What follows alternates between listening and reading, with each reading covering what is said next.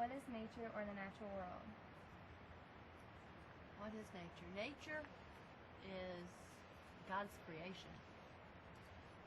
It's what was here before us and what will be here after us.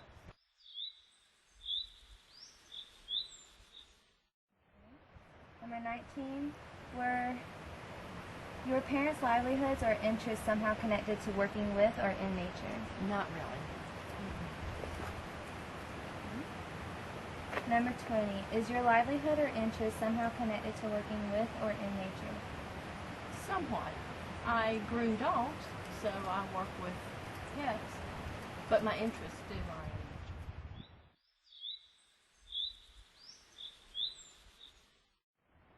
nature. If applicable, are your children's livelihoods or interests somehow connected to working with or in nature? No. Okay, number 22. As a child, how much free time did you prefer to spend outside?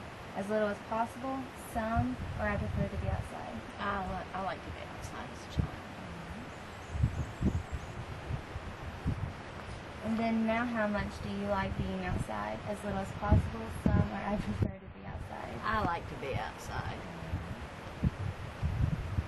And then number 24, what things do you do to connect to the natural world?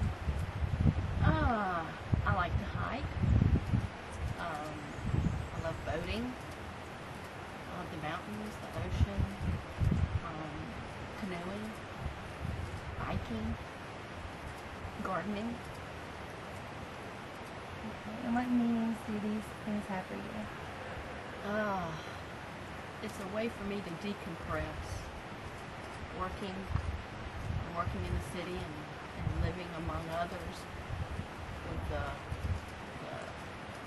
rat race of today. It's a way to slow down and take in the beauty that God created. It's peaceful. Calms you. De-stress.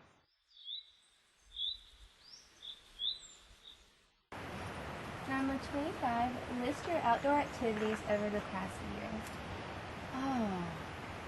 Hike, canoe, bike, gardening,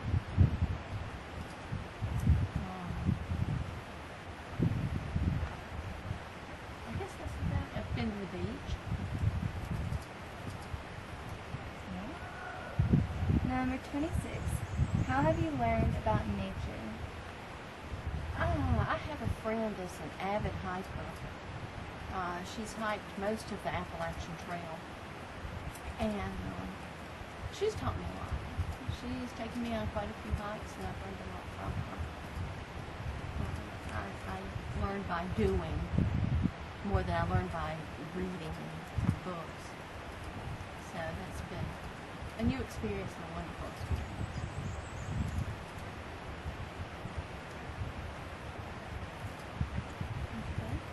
And then still on 26, is there anything in your background that makes you knowledgeable or that makes you not very knowledgeable about nature? Both of my parents worked. So we went hunting. I went hunting with them. So that got me into nature somewhat. But beyond that, we didn't do a whole lot outside. It wasn't until I got older that I started really getting back to nature, if you will. Number 27, how has your heritage, culture, or way of life influenced your view of nature?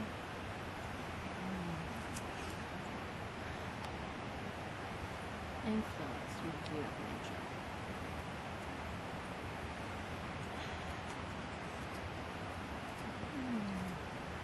That's kind of hard to say.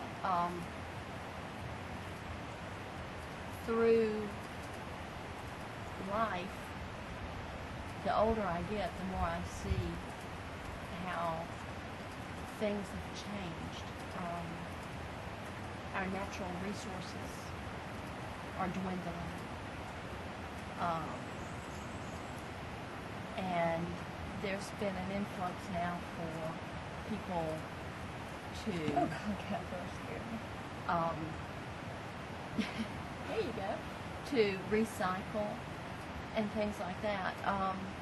All of these things have, through my life, it's like an awakening, if you will, of things we need to do, or we're going to lose our natural resources.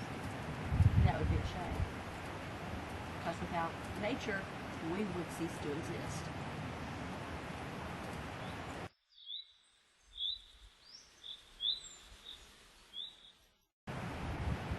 Number 28. How important is nature to you?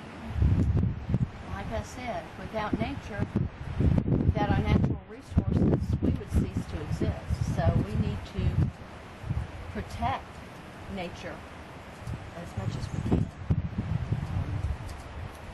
Protect it for my children and my grandchildren to come. Because if we don't, there's going to be so little for them to be able to enjoy and appreciate.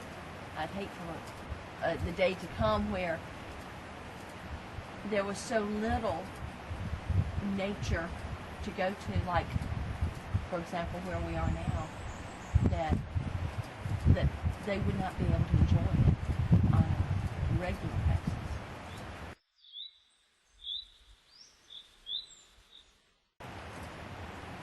Okay. And do you think that in your lifetime, some elements of nature will be lost? Absolutely.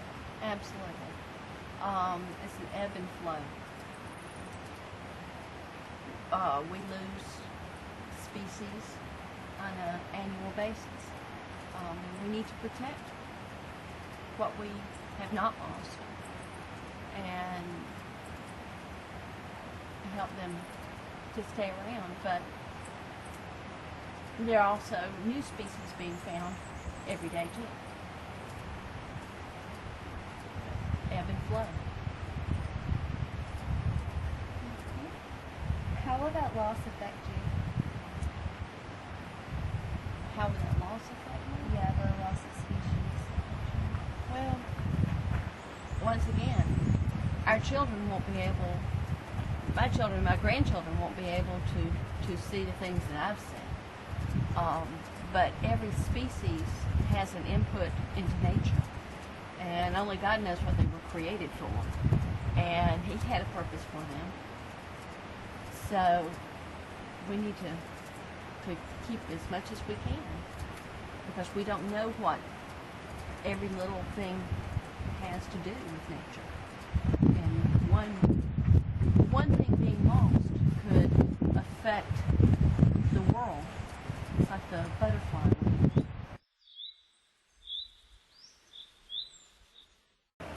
Number 29. Have you seen changes in language or dialect over the years? Languages or dialect no longer in use or meaning is lost? Oh, absolutely. We are such a global society. When I was growing up, people that I was surrounded by were local people. Now, with transit, everybody is transited. Plus, the television has made the world a lot smaller. We've lost a lot of dialect. We've lost a lot of language. The dialect in our culture is becoming a melting pot. There used to be such strong language differences. Like, I'm from the South. The way Southern people speak, as opposed to the way people in New York speak or Boston speak. It's all becoming very much the same. And I hate to see the differences lost, the cultures lost. We all have in us such wisdom of the past, and through losing our cultures, we lose a lot of our past. We can't pass that on to our generations. Alright. Number 30. Can you name and explain any natural objects or local places in the natural world that hold some special meaning or significance to you? I love the mountains. These mountains, North Carolina mountains. It's like home. It's like the bosom of God. In the ocean, the roar of the ocean, it's like God speaking to me. It's a place where I can go, like I said before, to decompress, get back to nature. Is a way for me to feel closer to God, His creation. And we have so many stress-related diseases today that it's just wonderful to be able to get out into nature, away from the hustle and bustle, and to listen to the water. It's like it calms your whole spirit, your whole bodily functions, your breathing, your heart rate.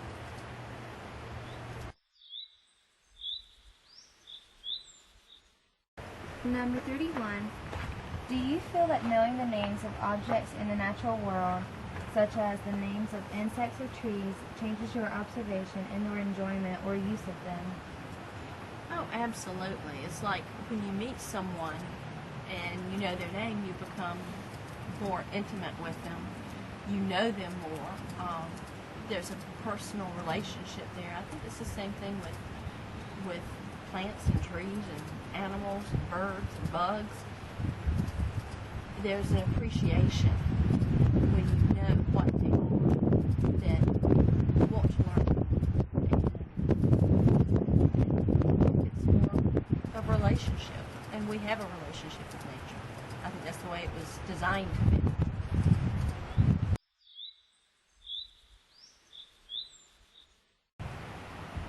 Okay, number 32. Have you ever or do you now gather any product from nature for food, medicine, fuel, art, hobby, or sport, etc.? Oh yeah, gardening. You can grow echinacea and boil the root down for antibiotic purposes. Gather pine cones to decorate for Christmas. Kayak or canoe in the rivers. The trails for biking and walking and hiking.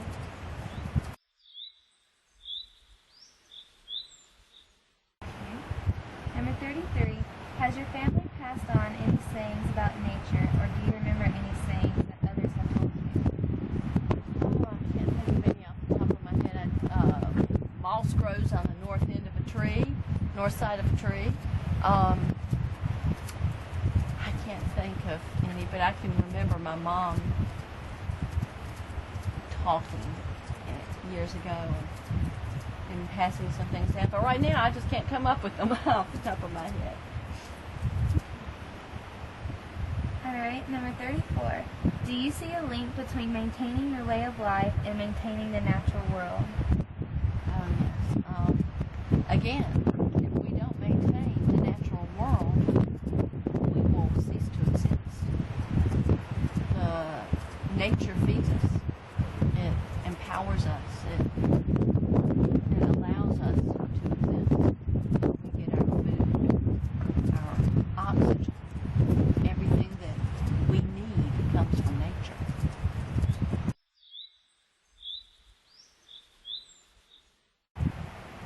That's it. Thank you. You're welcome.